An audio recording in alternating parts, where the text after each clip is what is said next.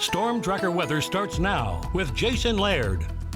Well, good morning, friends. Thanks for joining us here on Thursday morning. It is already a very mild start to the day. 69 degrees in Great Falls, 66 in the capital. Kind of the leading edge of our next storm system already starting to knock at our doorstep. We've got a pretty healthy area of low pressure off of the South Pacific, and that's what's firing that moisture our way.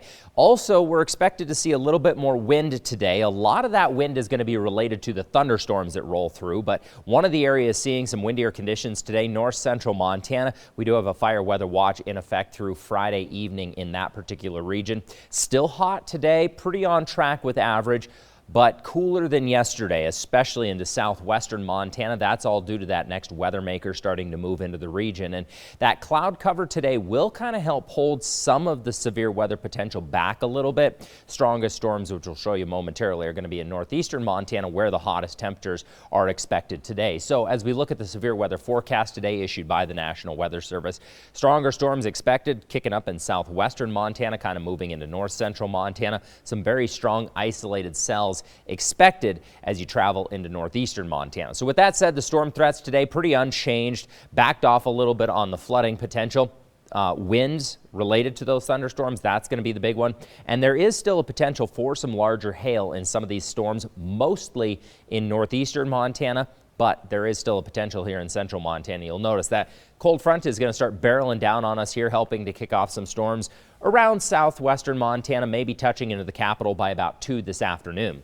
Those are going to continue to track northeast right around 4. Again, give or take. This is not like written in stone, but pretty close to this time. Right around 4 is when we should see some of those stronger storms kind of planting themselves over top of Great Falls. They'll continue along the Rocky Mountain front and kind of jogging over toward Lewistown. So basically from Lewistown into northeastern Montana, that's where those stronger cells are expected as that cold front pushes through. So I would say the largest hail that does kick off is likely going to be Lewistown to Glasgow. We'll still likely see some, though, into central Montana with the passage of these systems, and then kind of cooling off and tapering off overnight. So overnight lows following that cold front, more on track with average mid-50s in central Montana, a little bit more mild there throughout the eastern plains. Highs tomorrow, we're going to regain a little bit of strength, still staying in the mid-80s for most areas, 86 in Great Falls, 86 in the capital, and pretty darn hot in northeastern Montana. As we take it a little bit further in advance, big area of low pressure here is going to move through, but that's going to pretty much stay to our north this weekend. It is going to draw a little bit of colder air our way on Saturday. That potentially could open up the door for a couple little splash and dash showers. But really the big talking point is next week, another huge high pressure ridge is going to build in, and that is going to get us hot. So next couple of days, showers, thunderstorms this afternoon and evening here in Great Falls, 86.